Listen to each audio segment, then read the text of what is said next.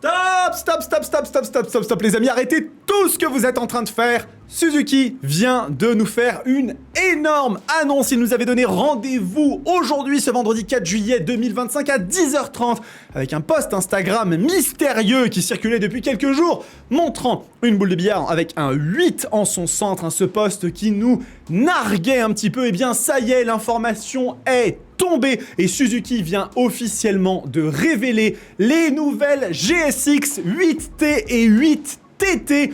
Deux machines résolument néo-rétro dans leur esprit, mais modernes dans leur conception. Je vais aujourd'hui vous donner toutes les informations sur ces machines, leurs détails, leurs caractéristiques, ainsi que bien évidemment leur prix et leur date de sortie et quelques autres petites surprises. Donc je vous invite à rester jusqu'à la fin de cette vidéo parce qu'il y a un certain nombre de choses que je vais vous donner. Bonjour à toutes et à tous et bienvenue dans cette nouvelle édition de Moto Bistro façon Alert News, dans laquelle nous allons bien évidemment parler de ces nouveautés du constructeur japonais Damamatsu qui commence un petit peu à préparer sa saison. On sait que l'EICMA n'est plus si loin et que potentiellement des grosses surprises chez Suzuki s'annoncent. Eh bien nous allons en parler. Pour commencer bien évidemment avec ces nouvelles machines, la GSX 8T ainsi que la GSX 8TT, deux machines qui sont véritablement dans cet esprit néo-rétro délicieusement bien nostalgique. Et on va commencer déjà par expliquer ce que veut dire ce T.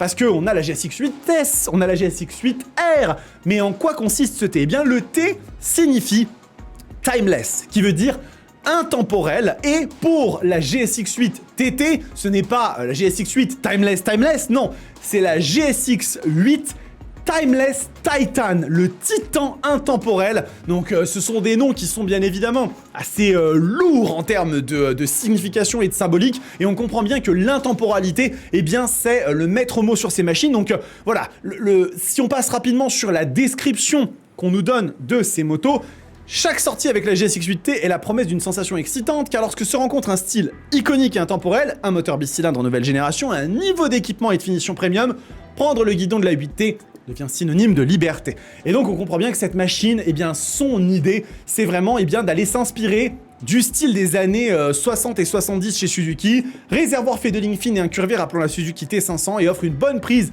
au niveau des genoux, la selle qui est travaillée avec une texture raffinée comme ils la décrivent. Donc on voit bien que la machine, par rapport à une GSX 8S qui a vraiment un air beaucoup plus insectoïde, beaucoup plus moderne, mais à la fois un peu clivant, il faut pas négliger ça. Il y a certaines personnes qui ne sont pas nécessairement fans de la GSX 8S. Eh bien cette 8T, elle est vraiment dans un esprit beaucoup plus classique, avec je pense une attention très poussée au niveau de la finition des carénages pour avoir vraiment une machine qui fasse valorisante, avec cette petite fourche qui est peinte en doré, qui lui donne aussi un côté premium.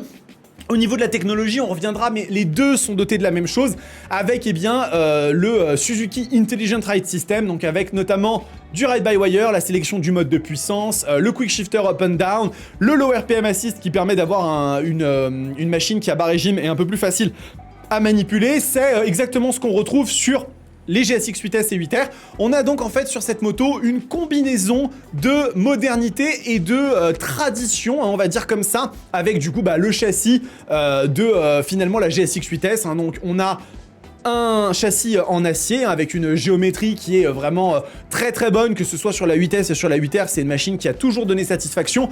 Le moteur, c'est celui de la 8S, c'est le bicylindre, cette plateforme qui équipe aujourd'hui 3 machines, GSX 8S, 8R et V-Strom 800. Et donc on va avoir, si on va regarder un petit peu ici, 83 chevaux, 78 Nm sur la machine, une moto qui pèse 1 kg de moins que la GSX 8S, c'est pas rien de le mentionner, avec un réservoir de 16,5 litres, une hauteur de selle de 815 mm qui devrait convenir à la plupart des pilotes, et puis notamment une suspension avant avec une fourche inversée Kayaba, des étriers radio Nissin qui ont toujours fait très bien le boulot. Et sur cette GSX 8T, on va retrouver 3 coloris, le Metallic Matte Steel Green, qui est donc finalement la couleur de l'Hayabusa de nouvelle génération, que j'adore, je la trouve très belle. On a cette couleur, le Candy Burn Gold, qui est vraiment pour moi la couleur emblématique de cette GSX 8T et finalement le Metallic Matte Black pour les personnes qui voudraient quelque chose d'un petit peu plus sobre et voilà, et bien amené. Écran TFT, prise USB-C à chargement rapide avec donc du PD, du Power Delivery, c'est intéressant de le savoir hein, parce que l'idée c'est aussi de mélanger à la fois une machine qui est un peu évocatrice d'un esprit d'antan mais avec quand même des choses un peu modernes. On voit qu'on est sur cette machine dans un côté un peu stylé, dans ce mélange entre, voilà, on a une moto un petit peu dynamique qui va nous permettre de faire des petites sorties et des balades très sympas, mais en même temps un bel objet à regarder, donc ça c'est très cool. La machine vaut 10 899 €, elle sera disponible à partir de septembre 2025 et par rapport à une 8S qui est en promotion actuellement bien sûr à 7 999 €, mais à son tarif normal à 9 299 €, et bien vous avez entre les deux machines, vous avez 1600 € de différence qui à mon avis vont se justifier surtout sur le travail qui a été fait sur les carénages, les vernis, etc. Je pense que c'est une machine qui aura véritablement un cran de plus en termes de finition perçue par rapport à une GSX 8S. Si on part maintenant sur la GSX 8 TT, la Timeless Titan, qui n'est pas, sans nous rappeler un petit peu, pas forcément dans ce coloris-là, mais la moto de Maverick dans Top Gun, il y a vraiment cet esprit, hein, cet H2 qu'il avait.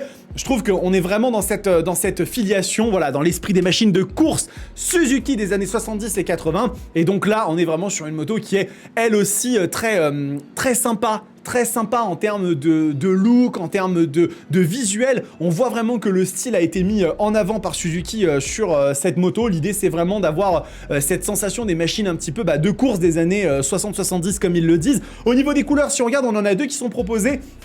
Le Glass Sparkle Black, qui est très sympa, j'aime beaucoup, je la trouve très jolie.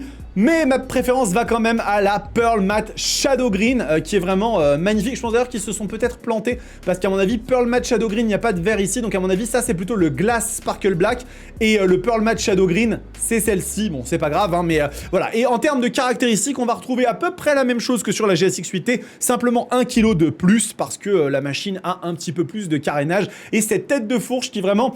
C'est une machine qui est dédiée, hein, avant toute chose, aux amoureux de ce look un peu à l'ancienne, un petit peu voilà, réminiscent de ces motos un petit peu des années 60-70. Elles sont très jolies, moi personnellement je trouve qu'elles sont réussies.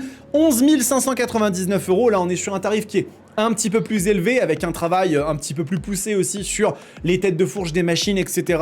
Voilà, c'est un prix qui va être aussi mis à l'épreuve du marché, hein. On verra si elles trouvent leur public. Elles seront disponibles elles aussi, hein, à partir de septembre 2025, donc voilà, il faut aussi le prendre en considération, ça.